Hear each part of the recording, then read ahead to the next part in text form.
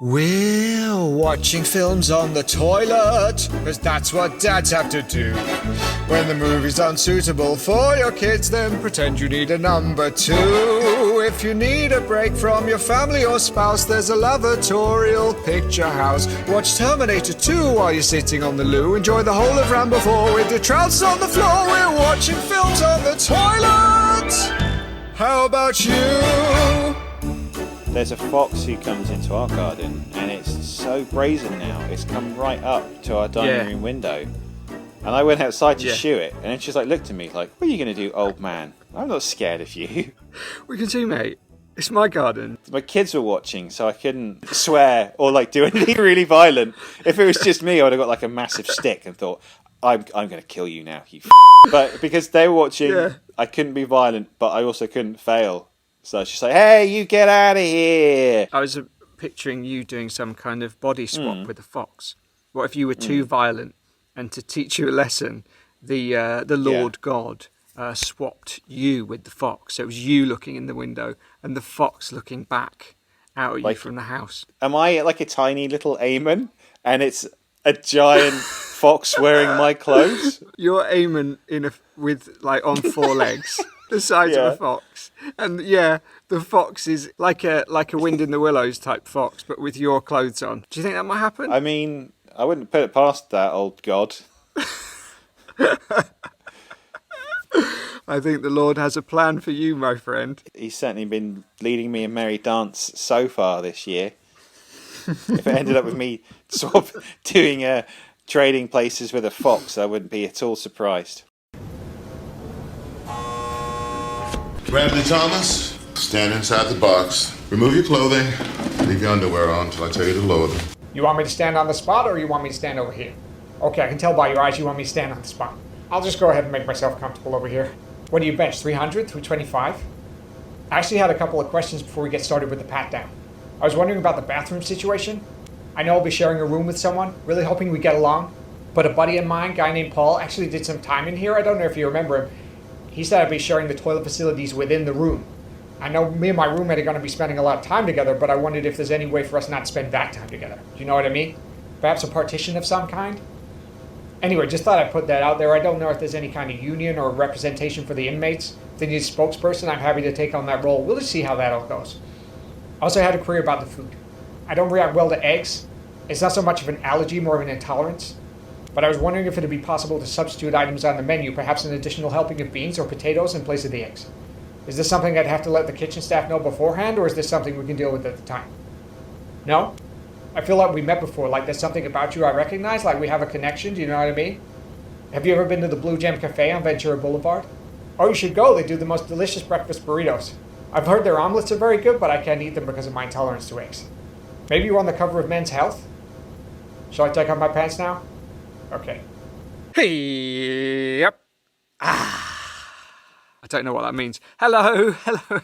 Welcome to another episode of Watching Films on the Toilet. Another one. Who'd have thought? We've done lots. Episode 11. Just a quick word about my audio. I'm not inside my usual blanket-covered fort that I usually record in. No. I'm actually in the luxury of recording in my front room. Yeah. The reason being in the dining room where I usually set up my fort. We have two guests with us. We've got some little guinea pigs. So they're currently in that room whilst we sort out their proper home in the shed. What are they called? So my daughter's named hers. She got a white one and she called it Snowflake. Has no idea of the connotations of that. Yeah, and I didn't want to be like, don't call it Snowflake. Because it'd be like, spoiling her childhood innocence. So I was like, that's a lovely name. And then my son has called his Jackie 6. Absolutely. Oh, that is the greatest name. It's a brilliant name. I love it. Because he said, it's an amazing name. Because we said, he was like, what would you like to call it? He was like, Jackie. And we were like, oh, okay. And he's like, no, wait, Jackie 6. I love it. Is that from anything? No, he asked him. He just likes it. So anyway, so the acoustics might be a little different because I'm doing it from the comfort of my living room. I'm very much in my fort. My double ironing board duvet spread over the top. soundproof room. I don't want to shatter the illusions for the listeners who may think we have some kind of even remotely professional setup for this record. Oh, it could not be further from that. Yeah, you're in your double ironing board fort. On mine, I use an ironing board and a ladder, either ends of a table. But I have to be permanently crouched over, because if I lean back, the ladder falls back and smashes against the wall, and all blankets fall off the top. And it gets boiling hot, and so it's the most uncomfortable 3 hours of any given fortnight. Last week, when I got up after our recording, I had a pain in my stomach and my back, which I Googled, and apparently that could be bowel cancer. Oh, so that was great. Oh man! Thankfully, the pain's gone, but it did make me panic for a while. Can podcasting give you bowel cancer? This one can. There you go. There's our new slogan. Top that, Josh Widdicombe and Rob Beckett. Can your light-hearted bants give people bowel cancer? I don't think so. Do an impression. Oh, Josh Widdicombe. Yeah, what would he say? Oh, I can't think of anything funny to say. James Acaster, over to you. What would Rob Beckett say? Is that Rob Beckett? Sort of sound like that? He'd be a very cheeky chappy and very affable. He's so cheeky, isn't he? If you actually dug down into it, there'd be no actual jokes. It's all personality and no jokes. Whereas this is no personality and also no jokes. Yeah. None. I listened to a little bit of their podcast the other day because Was it good? it was just them shouting at each other for ages. And then, well, it's like you and I, we have nothing else. But this is all we have. So no, this is it. We record for approximately 7 or 8 hours, and we're lucky to get 30 minutes of usable material. Part of the reason we changed from releasing episodes weekly to fortnightly is because it takes so long to edit. Yeah. Whereas the real Beckett Josh Widdicombe podcast is just it's like a blip on their radar. That's just an excuse for them to get a little bit of pocket change during the lockdown. So they don't really edit it. They just shout at each other continuously. Yeah. And then I had to turn off the one I was listening to because it was Paddy McGuinness. Oh, you love him. He's your favourite man. That man. His tiny, weird head. Oh, what was he talking? I probably shouldn't try and do a Paddy McGuinness impression. It'll all go wrong. This tells you everything you need to know about Paddy McGuinness. Yeah. He was having some drilling done in his house whilst he's being interviewed and didn't tell the guy to stop it. I couldn't believe it. He goes, Oh, this week, this is Rob Beckett. Yeah. Oh, this week our guest is Paddy McGuinness. And I love Paddy because when I was coming up through the circuit, he gave me loads of advice and stuff. It's just like, first of all, he would never do that because he's horrible. Secondly, he's not a comedian. He's a host. He's a presenter. So he never would have been there to give you the encouragement anyway. No. So if you ever want a masterclass on someone lying through their teeth, listen to Rob Beckett singing Paddy McGuinness's praises. Because he does it so well. I mean, I've not really thought it through, but are we calling out Josh Widdicombe and Rob Beckett? Is that what this is? Are we calling them out? Is that what this is? I think it is. It's become Are we starting something? We're starting something? We're starting some beef with them. Oh, wow. Are we throwing shade at them? Yeah. Did you just throw shade at them? Throw shade at their success and affable personalities. Well, I'm fairly sure, in fact, I'm 100% sure that we're punching up. So that's not a problem. That's okay it's then, fine. isn't it? Yeah, it's fine. And if they try and punch down on us, then boo. That's not what comedy is. He does that thing that does my head in, which is, he's a young guy, but he complains like a middle-aged guy. Oh, off. Off, Josh Widdicombe. I know for a fact you're a f***ing millionaire, and you live an incredibly privileged life. Stop pretending things annoy you. I went to the shop the other day and I used the automatic checkout and it didn't work. F*** off, Josh. No, you didn't. You got an M&S delivery. Yeah, of course you did. Stupid idiot. Yeah, I think we've called them out. That's probably enough shade for the time being. Probably. Do you think this new hard man haircut of mine is making me act more aggressively? You look like you've been on the SAS challenge. And failed. Yeah. First to leave the challenge, Eamon. Yeah, we were due to have Eamon here as well, but he didn't show up. I don't think you'd even go. No. I don't want a load of angry men shouting at me for not running fast. It's a horrible programme. But you know what's weird? You don't get to join the SAS after.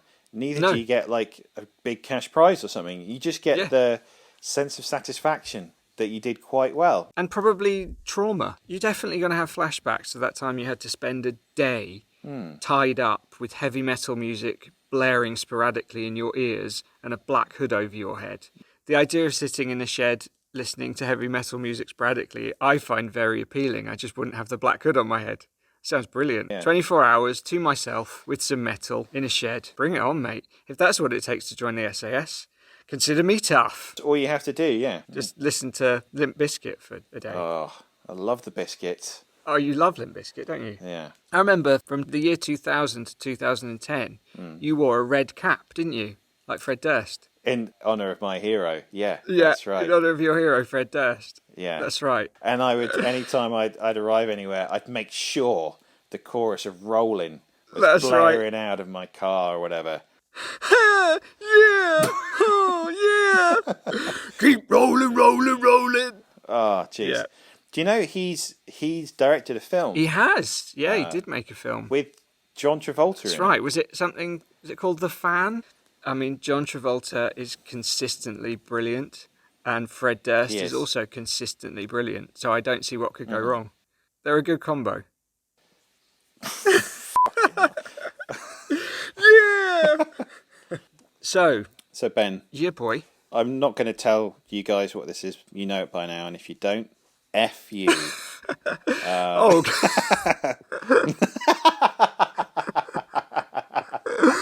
Wow, what a great start. Too much. I do feel like this haircut has made you more aggressive, and you were really aggressive before that, so this is quite something. Okay. No, I like it. Keep going. So Ben, what film have we watched this week? So this week we're going to be talking about Brawl in Cell Block. It's 99, isn't it? Why have I written Brawl in Cell Block H on my notes? That's weird.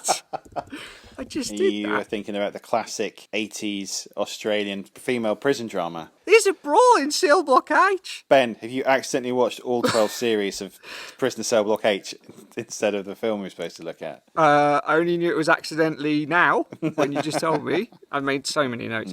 Anyway, Brawl in Cell Block 99, 2017, directed by S. Craig Zahler, starring Vince Vaughn. And, well, God, what is it? It's a prison drama, action, horror. Horror? Yeah, there's a lot going in. It's quite hard to pin down. It really So I is. watched this movie when it came out, and I've wanted you to see it and experience it and see what you thought. So yeah, pretty good. But before we talk about the Brawl, we have a bit of correspondence to catch up on. Oh, nice. So as you know, a few weeks ago, I came upon a notebook in a public toilet, and it turned out that it belonged to we're assuming a rapper character by the name of Big Turkey Neck. And we did ask Big Turkey Neck to come forward, but unfortunately we still haven't heard from him. I've read the book now, I've read the whole thing. There's some wonderful bars in there, and I really would like him to come forward. So I thought I'd read another one of his rhymes today, in the hope that someone out there, or Big Turkey himself, will be listening. This was another one of his raps, which I will share with you now. So it says, I think this is the part in the rap song where the rapper kind of talks a bit at the start. So it just says, Big Turkey Neck, Big Turkey Banger.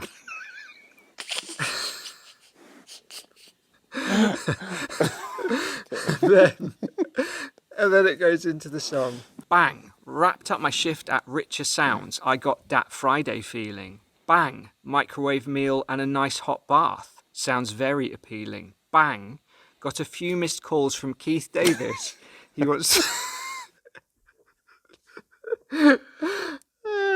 Got a few missed calls from Keith Davis. He wants to come over. Bang. But I'm too tired and I don't want to wake up with a hangover. Keith, we're not allowed to meet up because you're not in my support bubble. Keith, you know what my neighbours are like. I don't want any trouble. Keith, I can tell man's vexed, but nights out with you can get out of hand. Keith, last time we had a night out in the club, we all got banned. Tonight, I'm not drinking, it won't be hectic, my kind of fun. I'm going to lock the door, turn the lights down low, and have a party for one. Don't have to chat to girls I don't know. Don't have to throw back shots in a row. Got a polo neck shirt, but I don't have to wear it. One controller, and I don't have to share it. Silk dressing gown and my jogging bottoms on. Made a playlist of my favourite songs. Mostly Coldplay and songs from musicals. Nickelback, ABBA, James Blunt. Beautiful. Went to the bathroom at 8:30. No queue, straight in, didn't have to wait. After an hour, back to the PlayStation. No, where have you been? No interrogation. No, I got a call from my mum, but she kept breaking up, so I went outside to get better reception. Just before 10, I felt a bit tired. Read a book for a bit, so I wasn't all wired. Turned out the light, and I slept until 9. Best party I've been to in some time. Shut your mouth. Oh, wow. And that's it. That was his rhyme. That was his rhyme about a party for one. That's quite a change in direction for old Big Turkey Neck. I get the feeling that he sees Keith Davis as a bit of a loose cannon, and he tries to avoid spending time with him at all costs. Yeah, it sounds like Keith Davis is a bad influence on him. BTN. He seems like he doesn't like to break the rules. He's not trying to be a bad boy rapper. No, the good boy rapper genre is criminally unrepresented, isn't it? It is. I like your choice of words there. It's one thing that slightly concerns me. Does it say that he spends an hour in the toilet? Yes, it did. That's a long old time to spend in the toilet. But, you know, as he said, if you go out to the club and you go off to the toilet for an hour, it's going to be a lot of questions when you get back. Well, yeah, you can see why, because I've got questions about it now. Well, he can do what he wants. It's his house. Is there something wrong with his tummy? That's way too long. You've also got to remember, Eamon, he's a poet. This isn't necessarily fact. So you're saying it's artistic license exaggerating the length of time he spent in the toilet? Yeah, that's right. It's a strange bit of artistic license to take. Well, we've never met Big Turkey Neck. We don't know what his deal is. Well, I hope everything's all right with his digestive tract. I'd love to hear from Big Turkey Neck. I have to say, I'd also like to hear Keith Davis's side of things. Keith Davis, if you're out there, get in touch and tell your side of the story. That would be interesting to hear from old Keith. It would. Who knows? Maybe we will. Who knows, Ben? So, Ben, time for some toilet news, my old friend. Toilet news. Toilet news. What time is it? Toilet news time. This is a great headline. Alaska woman attacked by bear up through her toilet. So, Alaska woman Shannon Stevens was bitten in the butt by a bear as she sat down on the seat of an outhouse in the wilderness in the southeastern part of the state. Her brother Eric Stevens heard her yell and rushed over to see what was going on. He said, I opened the toilet and there's just a bear's face just right there at the level of the toilet seat, just looking right back up through the hole, right at me. What? How did a bear get in the toilet? From what I can gather, it's like an outhouse. So it's like a wooden shack type thing on a raised platform. Okay, so it's just like a hole. Yeah, it's not like plumbed in. That's what I was thinking. Like a bear in my toilet, that would be mental. He added, I just shut the lid as fast as I could. I said, there's a bear down there. We've got to get out of here now. And we ran back to the yurt as fast as we could. I mean, we'd be more likely to get a fox around here, wouldn't we? I think we're misled by the book, The Fantastic Mr. Fox, into thinking like foxes are like cunning and awesome and cool. Right, okay. Actually, they're not. They're dicks. I like them. I've been told that if I was an animal, I'd be a fox because I sort of look like one. Who told you that? Was it Roald Dahl? Yeah, Roald Dahl told me that I look like a fox, and he wrote a book about it. The jerk-ass Mr. Fox. That's right, that Roald Dahl's classic tale of a really annoying fox. There was a lady in Australia who was bitten on the bottom by a python. Oof. Greg Tonkins, where is he when you need him? He would have punched it in the face. He would have decked that python in no problemo. In fact, if he would have decked the bear as well. I do feel like animal welfare has gone too far. Oh my God. I would welcome a TV format. Maybe on Channel 5 15 years ago. Just Greg travelling the world, duffing animals. You know that was not his intention. He did not want to hurt the kangaroo. He mistook it for the man who had been having it off with his mum. That's why. Okay, well what if we dressed up various animals as adulterous Australians? And Greg Tonkins could go around and punch them. So he gets to try and lay them out, and then afterwards Yeah. we go, so Greg, what animal do you think you laid out this week? Oh, you kidding Yeah. me? Oh, I didn't mean to hit another. Oh, what have you made me hit this week? And I'd say you'd be a sliding scale. So a tiger, I'd say 4 or 5 punches to properly lay it out. I don't think you'd get close to a tiger. No, but I'm saying you're allowed 4 or 5 free punches. We can't talk about this. Why not?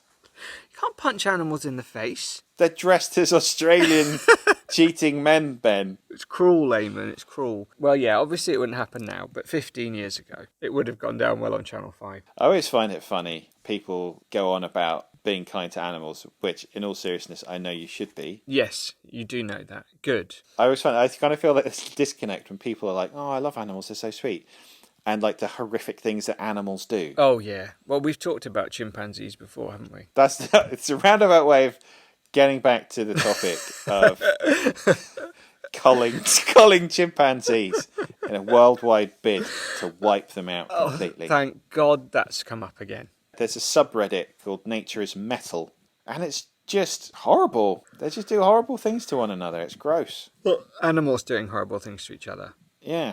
Nature really is metal. And which is why I and Greg are setting out to civilise it. Okay. Good.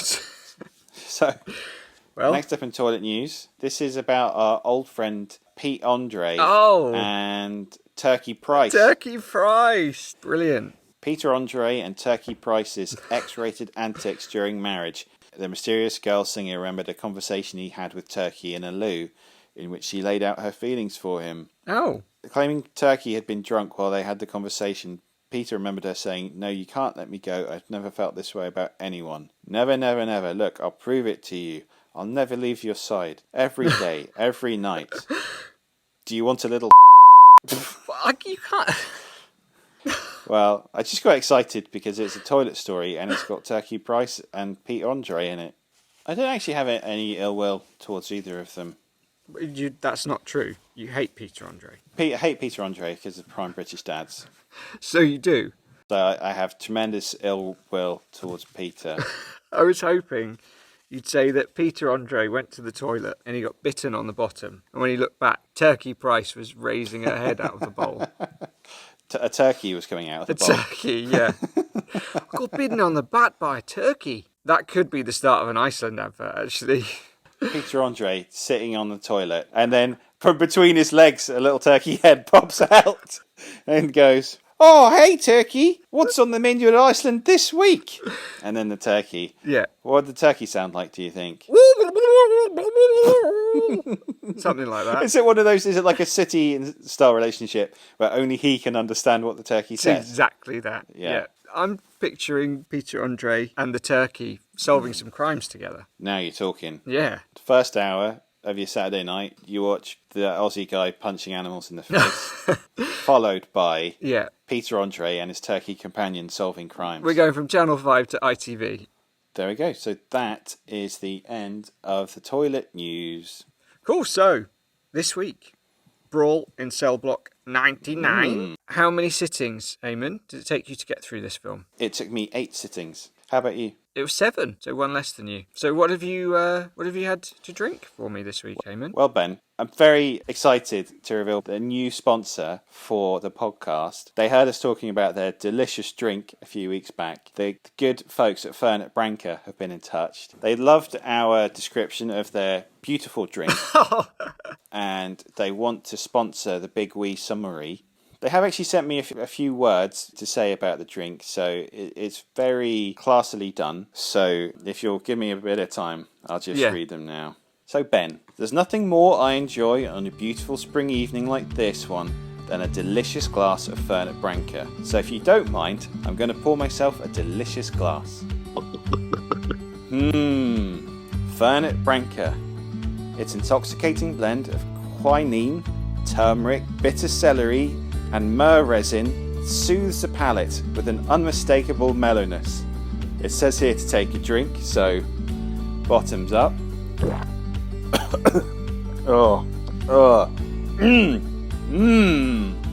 They say Fernet Branca was developed as a medicinal cure, but it became so renowned for its warm, charming character and popular for its easygoing drinkability that it soon became one of Europe's most sought-after drinks. Okay, now it says to take 4 massive gulps. Oh my god. Whew. Its recipe perfected over the centuries by Italian artisans, is a trade secret containing over 20 aromats, which to be truly savoured should be delicately swirled around the palate for several seconds. God. Okay, here we go. Oh, fucking hell. Fucking Christ. Jesus. Fernet Branca. It's the handshake of an old friend, the embrace of family, the touch of a lover. Let's raise a glass to this delightful smooth nectar. Cheers. Whew. I think you've really nailed that sponsorship deal, Eamon. It's so good. I've never tried it, but I think you've drunk enough for both of us by the looks of things. Well, they are sending a case to your house, Ben. Oh, good. Lucky me. I have a bit of a confession to make. I've actually given a sponsorship contract to a major pharmaceutical company this week. Oh, yeah? I said that we'd give them a contract for £300 million. Well, I'm afraid Fernet Branca have gotten in there first, and they are paying us only in Fernet Branca. Oh, good. I'll just call my friend up and tell him not to bother then. If you can cancel that. Yeah. Sorry, I'm still just enjoying the Fernet. How much have you had to drink this week? How much do I get? Well, I'm contractually obliged to drink 3 bottles every day. So, Wow. you got a minute 30. 3, 2, 1, go. So, Vince Vaughn plays a big dude with a cross on the back of his bald head, who we meet on what seems to be a particularly bad day. He loses his job, finds out his wife's cheating on him, beats up a car, and decides to go back to working as a drug courier. Turns out this was actually a pretty good day, so as things go rapidly downhill from here. Well, not immediately. 18 months later, Vince is doing pretty well. He's got a nice house, his wife is pregnant, and he's making bank. But then, it all goes wrong when he accepts a job his gut tells him not to with a bunch of guys he doesn't trust. They start a firefight with the police, and Vince steps in, killing one of the goons and wounding another one. Vince refuses to rat out the guys he was working for, and he's sent to, it turns out, a pretty decent prison for a 7-year stretch, knowing his wife will be waiting for him when he gets out. Unfortunately, she's kidnapped under the orders of the boss he's inconvenienced, and he's told that unless he finds a way to kill this dude, who's in a maximum security prison run by Don Johnson, horrible things will happen to his unborn wife and child. So after breaking a lot of arms, he finds himself in Cellbot 99, an off-the-grid hellhole where criminals are tortured rather than rehabilitated. He finds out this guy he was meant to kill didn't actually exist, and the crime boss just wants him to suffer in prison. He's not having any of that though, so after disabling the shock belt around his waist, he makes his way to the boss's lair, brutally murders his goon friends, and convinces the boss to release his wife and unborn child before stomping his head off in the cell's pit latrine. Then Don Johnson comes in and blows his head off. The end. Wow, well done, Ben. That was just under the 1 minute 30, so mission accomplished. Hey-o! Someone is at the top of their game. And that's me. So, Eamon, I got you to watch this film. What did you make of it? I freaking loved it. I thought you would. I'm glad you did. Did you like it? I love it. I think it's a brilliant film. We are big early Vince Vaughn fans. Yeah. We watched Swingers together, and we quickly fell in love with Vince. And his shtick, I feel like, well, he did a lot of terrible comedies and kind of fizzled out. But of late, he seems to be picking some really interesting roles. And I thought he was brilliant in this. You know, the obvious choice for something like this would be someone like maybe Jason Statham or Frank Grillo. But by choosing Vince Vaughn, casting against type, it's a risk, but it means that the audience are then more open to unusual choices. They're more up for having their expectations subverted. And I feel like this film did that very well. There's that brilliant scene at the start where he beats up the car. And they just have that really realistic conversation about her affair. And he let all his rage out, and then he accepted that he did the wrong thing. And it was like, right, come on, we can work on this. I think that's a brilliant way to start the film, because we're so used to someone cheating on someone, and that's the beginning of their luck sort of spiraling out of control. Whereas the fact that he sought a resolution to that immediately, because it's so unexpected, it immediately puts you on the back foot for the rest of the film. Don't know what to expect next. I mean, that beating up the car is incredibly cathartic. There are many times when I've wanted to destroy inanimate objects. I started making a list, actually, of the inanimate objects I have destroyed out of rage. Yes. Yeah, go ahead. We know about you bit your phone, I bit my BlackBerry. which is a prime example of how seething with rage you are. Yeah. Yeah. We have this recycling basket Yeah. in our kitchen. Something happened, like I'd gone outside and got wet socks, and I was already in a bad mood. Yeah. So I came in and I chucked the recycling basket on the floor. Yeah. And I thought, because it was plastic, I thought it would just bounce, but it like splintered into like a million bits. Excellent. Yeah. This is quite recent. This is a very parent-specific gripe. Isofix points in a car are these metal hooks. Oh, yeah, that yeah. you hook a child seat into. Yes. Yeah. And fucking finding them and clicking the seat on is almost impossible. And sure enough, I had to do it the other day. And I had to put in my daughter's seat. So I spent about half an hour in the car and I punched that car seat. And I also punched the window as well. You punched the window. Yeah. Did either of those things break? No, because I'm not strong like Vince Vaughn. You are a specimen, Eamon. Thanks, man. I take that as a compliment. It is a long film. It does feel long, but I was more than happy to sit there and spend time with this character. And I think we have to see the nice prison before we see the terrible prison, because otherwise it just wouldn't have the same impact. Oh, for sure. It's a weird but cool challenge. You have to behave so badly to get demoted to this really bad prison. Yeah. I've not seen anything like that. It's interesting, the point at which he makes those choices, because he beats up the nice officer in the decent prison, and then he goes to the maximum security one. And I think even at that point, we're thinking, well, maybe he'll get out of it. He could have 20 years in there and then get to see his daughter. But then he goes into the courtyard and he just beats the hell out of loads of people, nearly gets shot. And then from then on, it's like, right, okay, he's not getting out. All he wants is just to save his wife and his unborn child. And then gets at that point, it becomes a horror film. Yes, it's just a descent into hell, isn't it? One thing that got skipped over that I really want to mention very quickly is that when he goes through like the induction process at the first prison, he has like a strip search and everything, and the guards rate his junk. Yes, he does. I love that bit. It's really, really casual. They just look at each other and go, A-, and they're kind of like somewhat impressed. Right. I just thought it was and then I'm pretty sure there's a cut straight after that. I just thought it was, there's maybe 3 or 4 of those little moments, and they're really funny. Yeah, it was funny. There's some really funny yeah. stuff in there, but some deeply disturbing stuff as well. It's a very unsettling mix. How would you rate your junk?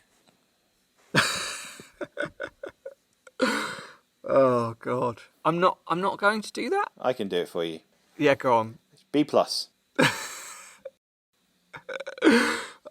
That's very generous. Thank you. You gonna rate yourself? No, I think it's very coarse. You're right. That would be inappropriate. Okay, moving on. Well, that's another thing I loved about the pace of this is the slowness of everything, including a reluctance to cut away from anything really violent. Yeah. I absolutely loved the fight scenes in this. It wasn't watching 2 black belts going at it with a flurry of fists. They were very messy. Part of the reason why I love this film is it's like, this is a film where the goon is the main character. I love my goons, Pen. I know you love your goons. I like how slow and purposeful he is with everything. When he throws a punch, it looks slow until it lands and just sort of goes through the other person's body. But yeah, there were these really nicely choreographed long fight sequences, and again the sound. There was a bit where a guy got hit on the back of the head with the metal pole. It's just this horrible like clunk. And then there's that other bit where he picks up someone and just breaks his back or something. He just kind of pulls him around and you just get this horrible crunching. So those sequences combined with these really nasty sound effects were really effective. The violence escalates and at the end you have this very shocking but comical violence because of the dummies they use are purposefully rubbish, yeah, rubber looking. You know, Vince at the end, he gets shot and it's not him. There's the guy who gets his face scraped off on the floor. God, yeah. Did you like the fact that they used that, or did you feel it took you out of the film? No, I didn't actually. That's a good question. I think because I'm old and I grew up with a lot of great, albeit easily identifiable practical effects. It was very, very nostalgic for me in a weird way. Yeah. So it didn't take me out of the film. It reminded me of old films that I'd watched. I think it was meant to give the film a sort of grindhouse aesthetic. I feel like if that had looked very realistic, we probably would have turned against him because what he did was horrifying. But because it looks kind of rubbery, you're with him. You been in any fights, Eamon? I think I'm so risk averse that I've not really been in any fights. I was in a nightclub. I don't really do moshing because I just get knocked over. But I think I was moshing and I accidentally knocked into someone. So he grabbed me by the throat and Undertaker choke slammed me to the floor. Oh my God. Which was quite shocking. And then the bouncer came over and dragged him out. But he picked me up as well and just took us both out into the waiting area. And then I think a drink had been spilled, so he went off to tell someone that the drink had been spilled. So I was just left with this guy that had just chokeslammed me to the floor. Yeah. And I said, why did you do that? And he said, oh, you elbowed me. I said, oh, I'm sorry. I didn't realise it was a mosh pit. He's like, oh yeah, I'm sorry, mate, I'm sorry. And that was it. That was it. He just apologised, and then he had to leave, and I went back in. That was kind of the end of the night. I wasn't really up for any more evening after that. Yeah, it's funny how often that happens. You get choke slammed, and you're like, I'm not so into this evening anymore. I didn't get into a fight, but I once got threatened with a big duffing in a pub in East London. Yeah. Where we went in, and I found a jukebox that was really cheap. So I put in all the change I had, which was about £6. Yeah. And I selected Baker Street by Jerry Rafferty over and over again. I put it on, it must have been like 30 times or something. The first 2 or 3 times people found it funny, and then they got getting really pissed off. And then somehow someone found out it was me, and they're just like, if you do anything like that again, you're going to get chinned. I think it was probably because I was just laughing so hard. I just waiting to see, the anticipation of waiting to see how people would react to the very next play of it. You laughing in a bar full of people. I'm surprised he managed to identify you at all. Yeah, no, I know. Dead giveaway, but it's so worth it. He should have lamped you out. In fairness, he should have done, yeah. What are you going to do with this bad boy? Out of choice of what? You can flush it. Yeah. Or fish it out. Okay. Oh, God, I'd fish it out. You? Well, yeah, I'd fish this out for sure. We've both fished it out. Do we want to elevate this to the lobster tank? Absolutely. I feel like this should go in the tank of glory. It's a great film. How do you feel? Yeah, I'd put it in. So it joins Midnight Run. Fantastic. That tank is looking good. Smelling mighty fine. Smelling awful, but looking good. It's cool. So it's time for the last part of the show. In terms of the show, where do you think people think this would go? It's a bit like you're at school, like your last lesson on a Friday afternoon. So even if you had maths or something which you hated, it's almost over. Yeah. It's a relief to hear top 5. So this week we're doing top 5 kidnapping movies. So these are movies that involve kidnapping, not hostage taking. Whoever gets the most guesses out of 3 gets to choose next week's film. Whoever loses has to sleep on their bathroom floor. So you get to pick first because you lost. This is a double. I'm going to say Misery. No. It's a great film. It's chilling. Oh, it's horrible when she hits his foot with that big hammer. Oh, it's disgusting, isn't it? Oh, she says he's a dirty bird and all. Oh, it's terrible, isn't it? She hobos him. Oh, she took him in. Says she's going to lurk after him. She smashed him with a hammer. I would actually give that 1 star on TripAdvisor. Go home after a pleasant beef dinner. The landlady smashed my legs with a big hammer. 1 star. All right, your turn. Breakdown. No, but that is a great film. It is a great film. Okay, I'm going to say Room. No. All right, it's good, but it's not on my list. This is a double. Fargo. Yeah. How can you not? It's such a brilliant film. It is. It's a fantastic film. Yeah. Yeah. Yeah. So I've had 2. This is my 3rd. Oh, jeez Louise. Are you going to get the beef meal or the hobbled legs? Maybe that should be the new forfeit. Get hobbled. Revolutionist gets their legs smashed in with a hammer. Oh, jeez. Right. This is a double. Silence of the Lambs. Yes. Silence of the Lambs is on my list. Woo! It's on my list. Well, you're back. You're back in the game. Whose turn is it? Is it your turn? Yeah. It's another double. Man on Fire. No. Ah. I'm going to say for you, Gone Baby Gone. No. For you, Ransom. Yes. Oh. Give me back my son. Okay, well done. Have I done a win? Done a win, yeah. I had Ransom, Misery, Silence of the Lambs, Fargo. My final choice was real guilty pleasure. It's Taken 1. Oh, okay. Let's do my top 5 then. Silence of the Lambs, Fargo, Man on Fire, Saw, and Old Boy. Sweet. So I win. Well done. Thanks, mate. So, next week, and this is very exciting, we will be watching 1992's John Woo movie, Yeah. Hard Boiled. I've never seen that film. Well, my friend, you are in for a treat. It is considered to be one of the greatest action films of all time. And we're going to have a special guest. John Woo is joining us. Not John Woo, Russ from the I'm Scum and Idols Cast podcast. That will be super cool because he's a very funny guy and be finally great to riff with someone with a little bit of talent for a change. Well, no, it's just me and him. So, Am I fired now? yeah. Russ is the new host of Watching Films on the Toilet with Russ and Ben. Should I tell you how I feel? Yeah, please do. You know there's that Kevin Costner film, Waterworld? Yes. Yeah. You know Dennis Hopper lives on a big oil tanker? Yeah, he does, yeah. There's a little man who lives in a boat down in the oil well. Yeah. And Kevin Costner drops a flare down into the oil. Yeah. And just before it hits the oil, the old man goes, "Oh, thank God." That's how I feel. Well, that was a really long-winded way of telling me how you feel, but I enjoyed it. So yeah, Russ is going to be with us, which is going to be great. Our first guest. So could all go horribly wrong. Probably will. Well, he's a seasoned podcaster, so I no doubt he's going to absolutely smash it. What I am worried about is myself. Get very nervy around new people. And that makes you aggressive. It makes me aggressive or very shy. So who knows which aim is going to turn up. It's a classic podcast combo. Hi, I'm Ben. I'm really outgoing. And this is Eamon, who's aggressive and shy. Well, that was another episode. That was another episode. Something happened there, didn't it? Something happened. If you managed to get all the way through this episode, well done. I would suggest you don't listen to any others. You wouldn't want to bother.